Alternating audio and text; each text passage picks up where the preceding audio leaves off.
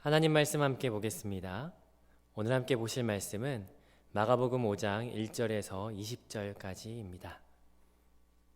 하나님 말씀 마가복음 5장 1절부터 20절 다 찾으신 줄 알고 제가 봉독해 올리겠습니다. 예수께서 바다 건너편 거라사인의 지방에 이르러 배에서 나오심에 곧 더러운 귀신 들린 사람이 무덤 사이에서 나와 예수를 만나니라. 그 사람은 무덤 사이에 거처하는데 이제는 아무도 그를 쇠사슬로도 맬 수 없게 되었으니 이는 여러 번 고랑과 쇠사슬에 매었어도 쇠사슬을 끊고 고랑을 깨뜨렸음이러라. 그리하여 아무도 그를 제어할 힘이 없는지라. 밤낮 무덤 사이에서나 산에서나 늘 소리 지르며 돌로 자기의 몸을 해치고 있었더라. 그가 멀리서 예수를 보고 달려와 절하며 큰 소리로 부르짖어 이르되 지극히 높으신 하나님의 아들 예수여, 나와 당신이 무슨 상관이 있나이까? 원하건대 하나님 앞에 맹세하고 나를 괴롭히지 마옵소서 하니, 이는 예수께서 이미 그에게 이르시기를 더러운 귀신아 그 사람에게서 나오라 하셨음이라. 이에 물으시되 내 이름이 무엇이냐? 이르되 내 이름은 군대니 우리가 많음이니이다 하고 자기를 그 지방에서 내보내지 마시기를 간구하더니 마침 거기 돼지의 큰 떼가 산 곁에서 먹고 있는지라.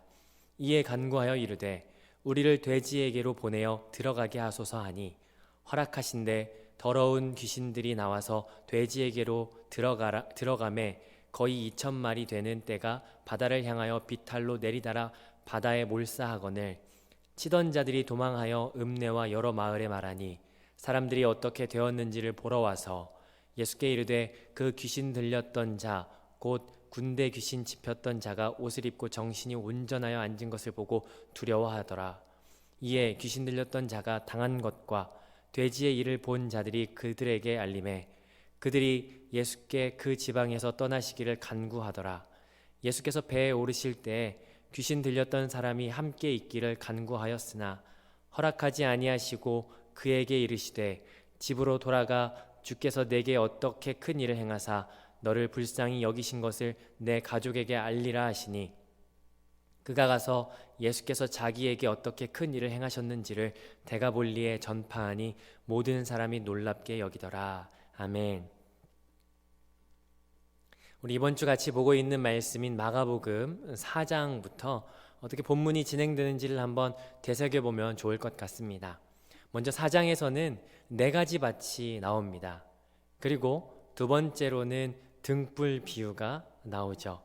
그리고 세 번째는 씨를 뿌리는데 스스로 자라는 씨에 대해서 예수님께서 비유로 말씀하십니다. 그리고 네 번째는 아주 작은 겨자씨인데 커지는 그런 겨자씨의 비유를 예수님께서 말씀하셨습니다.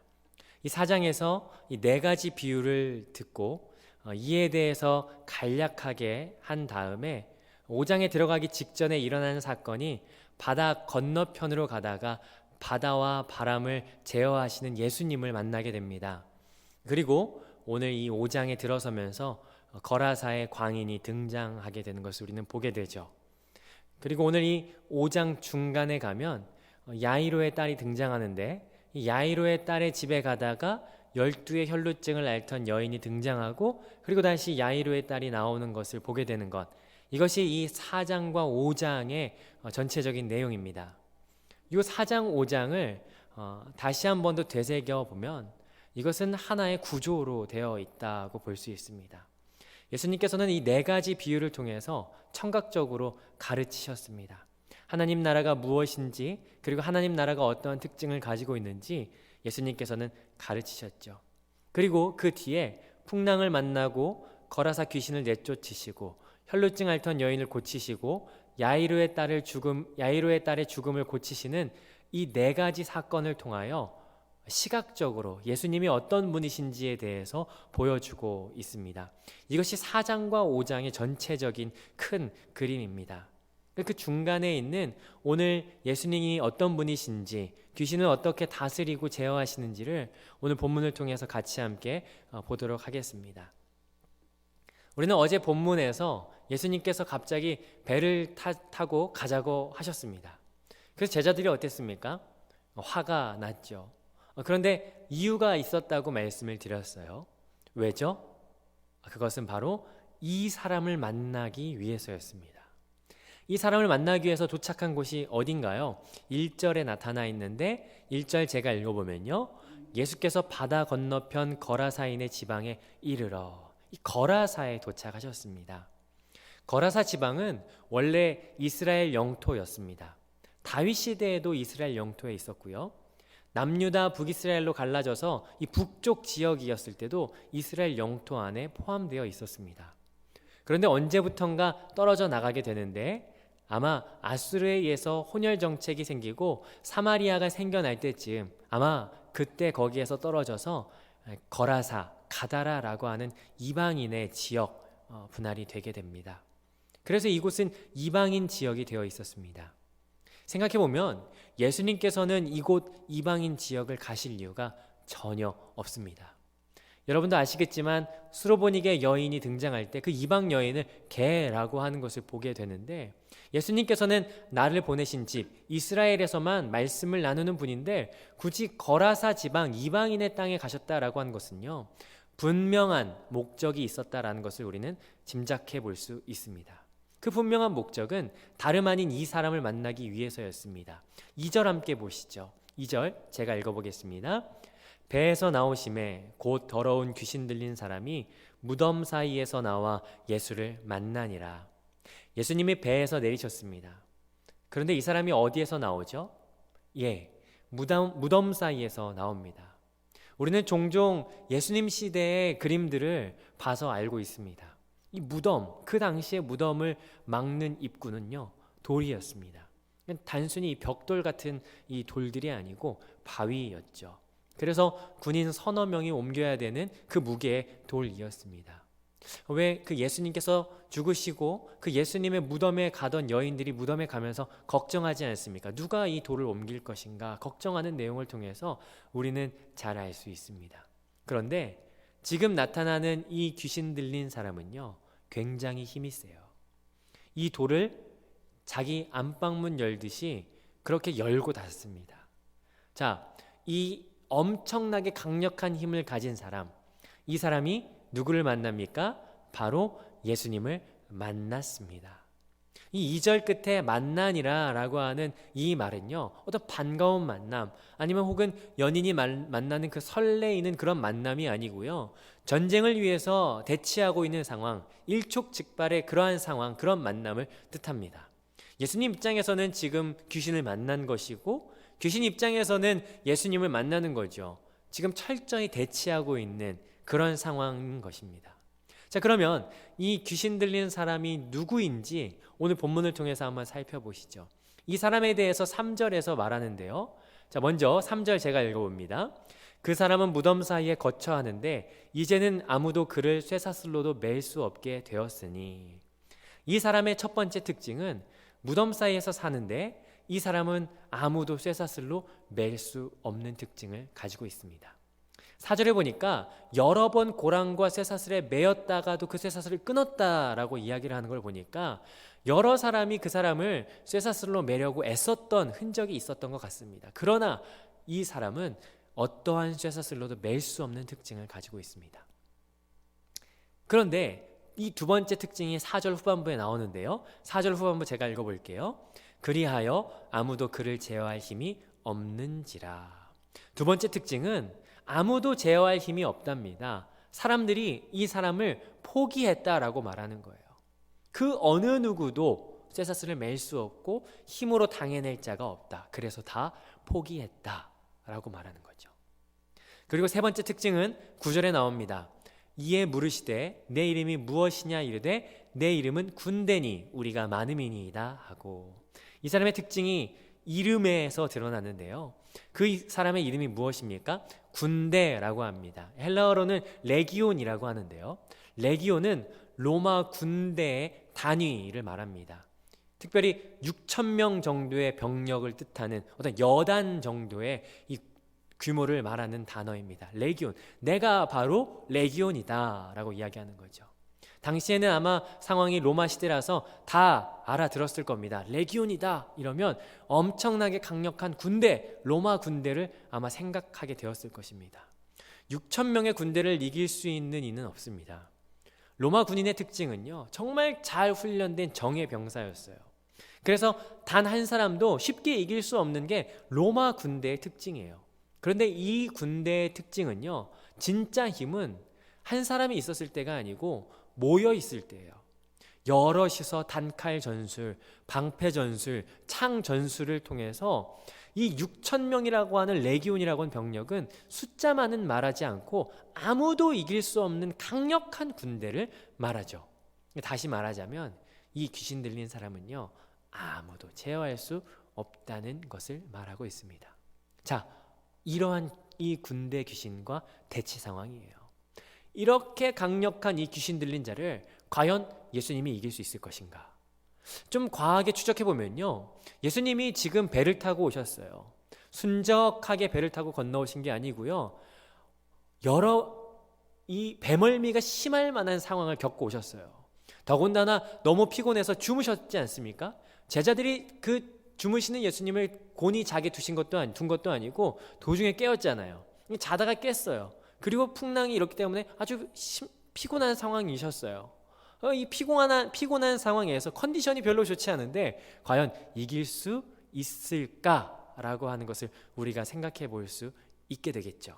자, 그러는 중에 이 사람이 소리를 지르는 장면이 등장합니다. 6절 7절입니다. 6절 7절 제가 읽습니다.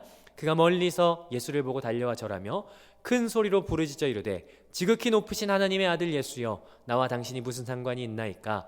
원하건대 하나님 앞에 맹세하고 나를 괴롭히지 마옵소서 하니. 자, 그가 와서 예수님께 절합니다.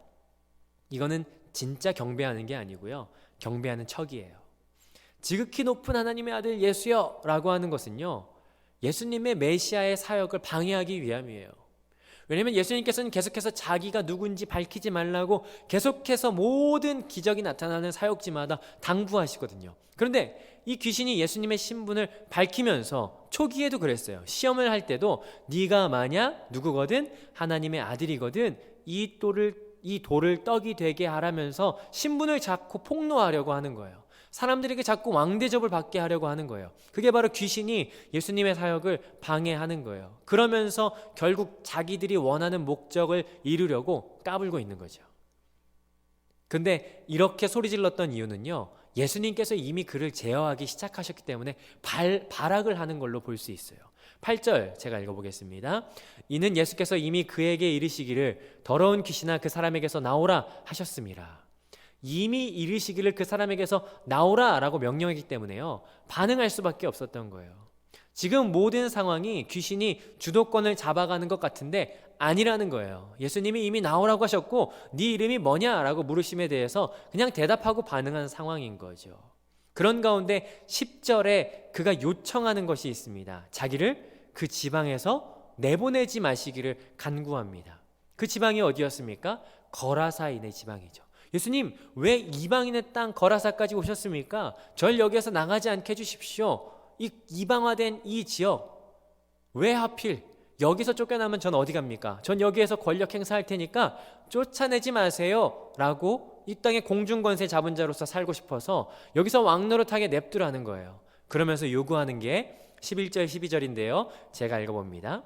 마침 거기 돼지의 큰 떼가 산 곁에서 먹고 있는지라 이에 간구하여 이르되 우리를 돼지에게로 보내어 들어가게 하소서 하니. 예수님이 어떻게 하십니까? 13절에 그래서 허락하세요. 자, 여기에서 알 수 있는 게 뭡니까? 귀신은 예수님과 상대할 수 있는 대상이 아니에요. 예수님이 허락하셔야지 갈 수 있어요. 주도권을 쥐고 막 귀신이 앞서는 것 같은데 예수님은 사실 별말 안 하세요. 너 이름이 뭐니? 그래, 그래라. 뭘 알 수 있습니까? 자연 만물을 다스리시는 예수님이 귀신도 꼼짝 못하게 하신다라는 거예요. 귀신은 사실 만만치가 않죠. 귀신은 실제합니다. 귀신은 방해합니다. 귀신은 두렵게 합니다. 그런데 이 무지막지하고 힘센 귀신도 예수님 앞에서 아무것도 아니라는 거예요. 귀신이 너희 인생을 쥐고 있느냐? 그보다 더 강하신 예수님이 하나님 나라를 이루려 오셨다. 이게 바로 오늘 이 말씀이 주는 메시지죠. 근데 귀신의 특징이 있어요. 8절 앞에 귀신 앞에 붙는 게 있습니다. 그 특징 첫 번째 뭡니까? 더럽다라는 특징이에요. 더러운 귀신, 더러운 귀신. 이 더럽다는 말은 정결하다의 반대말입니다. 예수님은 깨끗하게 하십니다. 정결하게 하세요. 회복하세요. 그런데 귀신의 특징은 더럽히고 부정하게 하는 첫 번째 특징을 가지고 있어요. 두 번째 특징은요, 파괴하는 특징을 가지고 있습니다. 사람에게 올 때 그 사람의 인생을 파괴합니다. 그래서 영적인 관계를 파괴하죠. 그리고 세 번째, 사회적인 관계를 파괴해요. 도무지 그 사람과 살 수 없어서 그는 사람들과 격리되어서 무덤에서 살 수밖에 없었어요. 그 사람의 인격 자체를 쥐고 놓아주지 않아서 이 사람과 도무지 사회적으로 어울릴 수가 없었어요. 그래서 귀신 들린 사람은 불쌍한 거예요. 사람들도 그와 함께 갈 수 없어요. 피해야 하고 가족도 떨어져 살 수밖에 없어요. 파괴되어진 거예요. 그런데 이런 가운데 귀신이 예수님 앞에서 벌벌 떠는 거죠. 그리고 그가 구하는 단 한 가지는 돼지떼에 들어가기를 허락을 구하는 겁니다. 그래서 예수님께서 허락하시자 13절 제가 읽어봅니다.